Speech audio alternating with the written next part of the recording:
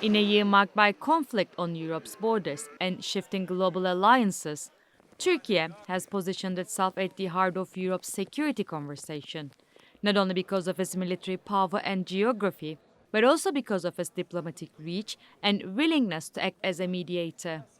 With instability stretching from the Middle East to the Black Sea, Ankara's unique position has made it an increasingly indispensable partner.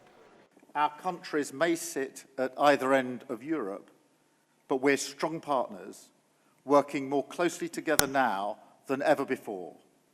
We're united behind our collective security as NATO allies, united in our support for Ukraine through the coalition of the willing, and united in working for peace in the Middle East. Starmer's October visit delivered a major breakthrough. The UK's commitment to supply Turkey with Eurofighter Typhoon jets, a move widely viewed as strengthening NATO's southeastern flank at a critical moment.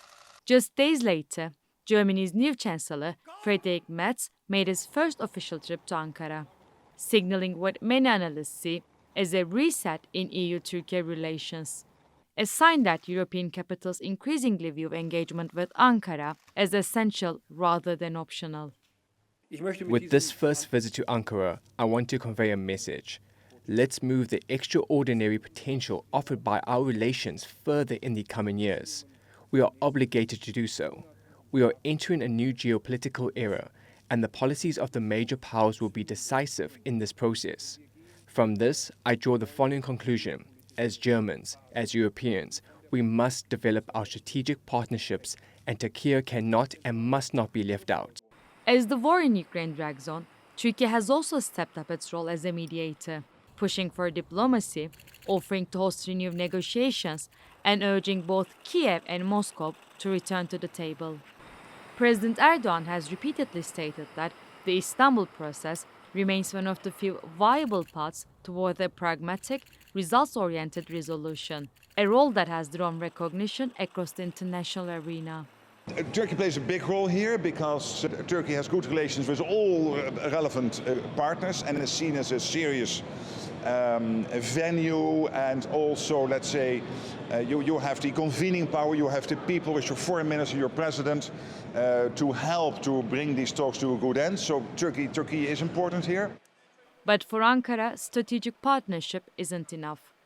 Turkey is pushing for full EU membership as the only framework it sees befitting its role in Europe's security. We emphasize on every occasion that full EU membership is our strategic goal. We frequently share with our counterparts our desire to advance our cooperation with the European Union on the basis of mutual benefit and respect. The current discussions have once again demonstrated the critical importance of this cooperation. Today, I want to state this once again clearly. If the European Union wants to prevent or even reverse its loss of power and alliances, it can only achieve this with Turkey's full membership. Ankara continues to use its renewed diplomatic influence to anchor itself in Europe's security system and advance its long-standing bid for full EU membership. And it seems the changing European geopolitics fits to that aim. In 2025, Europe's security map has begun to shift, and Turkey stands at the center, becoming a cornerstone of Europe's security architecture. As we move into 2026, the question is whether this momentum can translate into lasting stability and help turn today's crisis into tomorrow's peace, and whether it can also revive Turkey's long-standing path toward full EU membership. Asli Atbas, Mediate, Ankara.